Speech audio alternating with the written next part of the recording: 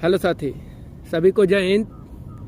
साथी, महाभारत में कृष्ण भगवान ने अर्जुन के लिए एक संदेश दिया था, पार्थ कर्म करो, फल की चिंता मत करो।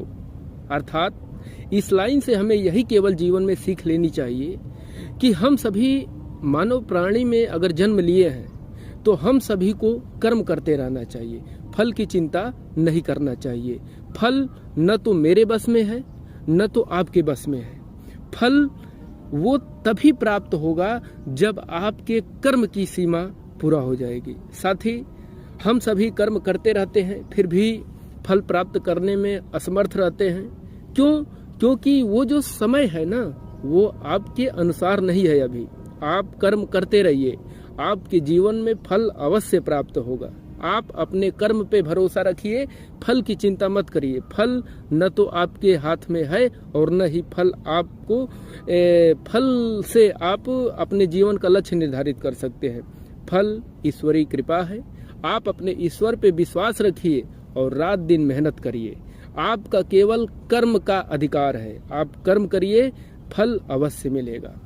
देर हो सकती है, आज नहीं तो कल मिलेगा, लेकिन मिलेगा अवश्य। वो इसी बात पर निर्भर करता है कि आप मेहनत किस तरीके से करते हैं। तो बस इस महाभारत के इस श्लोक में बस यही सीखा जा सकता है कि आपका अपना अधिकार केवल कर्म है और आप कर्म करते रहिए, फल की चिंता मत करिए।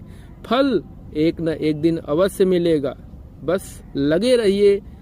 आपके जीवन में बाधाएं भी आएंगी, समस्याएं भी आएंगी, कभी आपको लक्ष्य से बहुत आप दूर होते हुए भी नजर आएंगे, लेकिन परेशान होने की जरूरत नहीं है।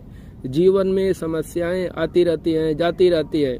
इससे अगर आप विचलित होते रहोगे तो फिर तो आप अपने लक्ष्य से बहुत दूर चले जाओगे। साथी, याद रखना, हमारे महाभारत में जो ये बात कही गई है ना, ये आजीवन अडिग है। ये कभी टलने और मिटने वाला नहीं है। आपका अधिकार क्षेत्र है केवल कर्म।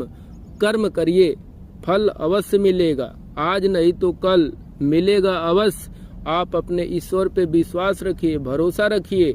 आप बस रात दिन मेहनत करिए, सफलता मिलेगी यार। मेहनत तो करो। जब मेहनत करोगे तो ईश्वर खुद बताएंगे, बेटा ले लो, ये तुम्हारे कर्म का फल है। इसलिए आप मेहनत करिए, आपको सफलता अवश्य मिलेगी। अरे आपको नहीं मिलेगी तो किसको मिलेगी? रात दिन आप पढ़ रहे हो तो किसको मिलेगी भाई? आप ही को मिलेगी ना। पढ़ते रहिए, ईमानदारी से मेहनत करिए, सफलता मिलेगी। धन्यवाद।